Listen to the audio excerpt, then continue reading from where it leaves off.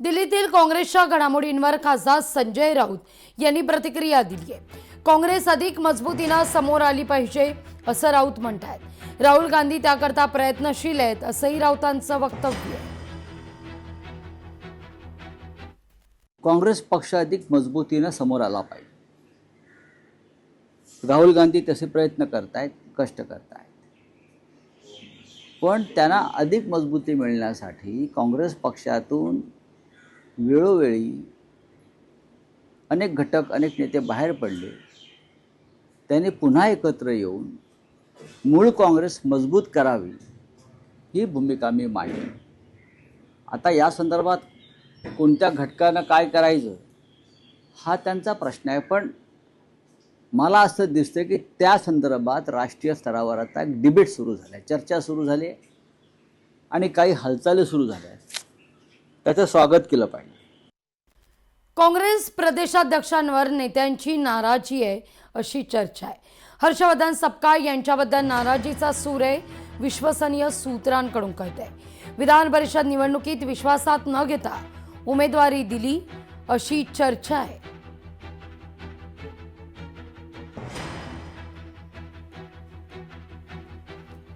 राम मंदिराच्या दानपेटीचे चोर कोण हा सवाल राऊत उपस्थित करतायत। राम मंदिराला आम्ही 1 कोटींचा धनादेश दिला होता। राम मंदिराच्या मुद्द्यावर मोदी मतं मागतात, मग दानपेटी चोरीवर मोदी का गप्प अशी विचारणा राऊतांनी केली आहे। श्रीरामाच्या दानपेटीतून आतापर्यंत 5 कोटी रुपयाचा अपहार झाल्याची बातमी धक्कादायक आहे। 5 कोटी रुपयाचा अपहार झाला, हे या दानपेटीलाच हात घालण्याचं धाडस कोणता हिंदुत्ववादी करू शकेल? राम मंदिराची, त्या ट्रस्टची संपूर्ण व्यवस्था ही भारतीय जनता पक्ष आणि राष्ट्रीय स्वयंसेवक संघाच्या परिवाराकडे आहे। मग हे घरातले चोर आहेत का? या दानपेटीचे चोर कोण? त्यात कोणाचा हात आहे? नरेंद्र मोदी ज्यांनी या मंदिराच्या प्रतिष्ठापनेमध्ये फार मोठं राजकारण करून भाजपला मतं मागितली, त्या विषयावर का गप्प आहे? वडेट्टीवार आणि धानोरकर गटबाजी पुन्हा चव्हाट्यावर आहे। गटनेता बदलण्याकरता वडेट्टीवारांचे नगरसेवक पळवले असा आरोप आहे। वडेट्टीवार समर्थक 5 नगरसेवक अज्ञातस्थळी रवाना झाल्याची चर्चा आहे। उनको कहीं ना कहीं ये चीज हजम नहीं हो रही कि दलित चेहरा आज गठनेता बना है, तो कहीं ना कहीं दलित को दबाने का काम हमारे दूसरे गठ की तरफ से चल रहा है। लेकिन कांग्रेस ने कभी ऐसा भेदभाव जातिवाद नहीं किया है, क्योंकि संविधान को लेकर कांग्रेस के चलता है। लेकिन एक गठ हमारा दलित चेहरा नहीं चाहता कि पद पर रहे।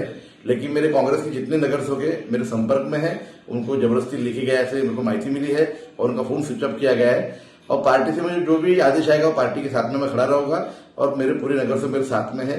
वो बोले कि आप हम आपके पूरे साथ में हैं, लेकिन एक गठ फिर से वही दोहराना चाहता हूं कि उनको कहीं ना कहीं हजम नहीं हो रहा है कि दलित चेहरा गठ नेता विरोधी पक्ष नेता बना है। मुख्यमंत्री देवेंद्र फडणवीस आज पत्रकार परिषद घेतील। दुपारी बरोबर 12 वाजता मुख्यमंत्र्यांच्या या पत्रकार परिषदेला सुरुवात होईल। मोदींच्या कारकिर्दीला 12 वर्ष झाल्याच्या निमित्तानं ही पत्रकार परिषद असेल। भारतीय जनता पक्षाच्या सर्व मुख्यमंत्र्यांनी एकत्र येऊन देशाचे पंतप्रधान नरेंद्र मोदी यांना सांगायला पाहिजे की मोदी साहेब, आपण सुद्धा राज्यात जाऊन आपल्या कार्याची माहिती घ्या आणि एक पत्रकार परिषद घ्या आणि आम्हालाही बोलवा। आम्ही पत्रकार आहोत, रवीश कुमार पत्रकार आहेत, आशुतोष आहेत पत्रकार, पुण्यप्रसन्न वाजपेयी आहेत, असे अनेक पत्रकार जे आहेत त्यांनाही या पत्रकार परिषदेसाठी आमंत्रित करा असं आमचं त्यांना म्हणणं आहे। आणि देवेंद्रजी पत्रकार परिषद नेहमीच घेतात, पण 12 वर्षानंतर सुद्धा नरेंद्र मोदी का पत्रकार परिषद घेत नाही हा प्रश्न कदाचित प्रेसिडेंट ट्रम्पलाही पडला असेल।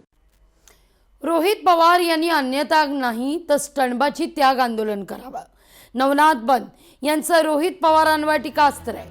कर्जमाफीचं स्वागत सोडून रोहित पवार आंदोलनाच्या नौटंकीत व्यस्त आहेत अशी टीका नवनाथ बन यांनी ट्विट करत केली आहे।